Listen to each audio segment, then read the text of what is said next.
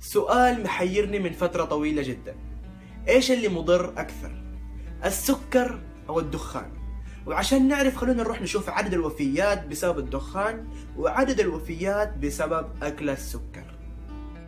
عدد الوفيات بسبب الدخان 6 مليون نسمة سنويا، وفي المقابل عدد الوفيات بسبب أكل السكر 38 مليون نسمة سنويا، أي ما يعادل 6 أضعاف عدد الوفيات بسبب التدخين. يقول الدكتور رايموند السكر يسبب أكثر من 27 مرض، ومن أهمها Sugar causes every imaginable disease. For example, Alzheimer's. Sugar is the leading cause of Alzheimer's. Sugar is a major cause of cancer, a major cause of heart disease, a major cause of diabetes. This is, it's a major cause of colds and flu. Sugar is a deadly metabolic poison.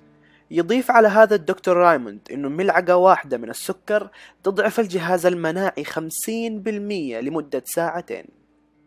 وبعدين نيجي نقول أنا صابني برد، أنا صابني زكام. لا حبيبي، أنت ما صابك ولا شيء، أنت اللي صابك إنك عطلت جهازك المناعي إنه يدافع عن جسمك بسبب ملعقة سكر.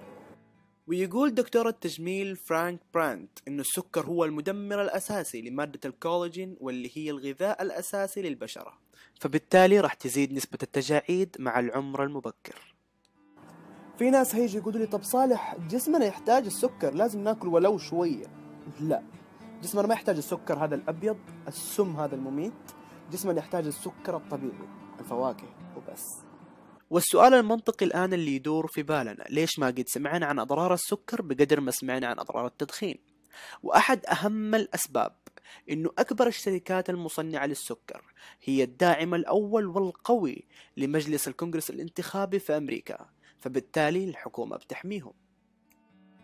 We don't allow children to smoke cigarettes. We don't allow children to drink alcohol, but we allow them to buy sugar and eat sugar. Sugar is far more dangerous than alcohol or cigarettes. علمونا في المدارس وإحنا صغار إنه صديق السوء هو اللي يدخن، مع إنه لو نبغى نمشي على منطقهم فصديق السوء الحقيقي هو اللي يأكل سكر. إذا في شيء حقيقي ودنا نعدل نفسنا فيه، ودنا نبعد أولادنا عنه لخطورته والسم اللي فيه، فأول شيء السكر قبل كل شيء. إذا عجبك الفيديو فاعمل لايك وسبسكرايب وساعدني إنه نوعي الناس عن أضرار السكر. وإذا أنت واحد من الناس اللي قرروا إنه يبتعدوا عن السكر فأعطيني تعليقك تحت، ورب الكعبة ما تعرف قد إيش هتسعدني. سلام. Sugar is far more dangerous than alcohol or cigarettes.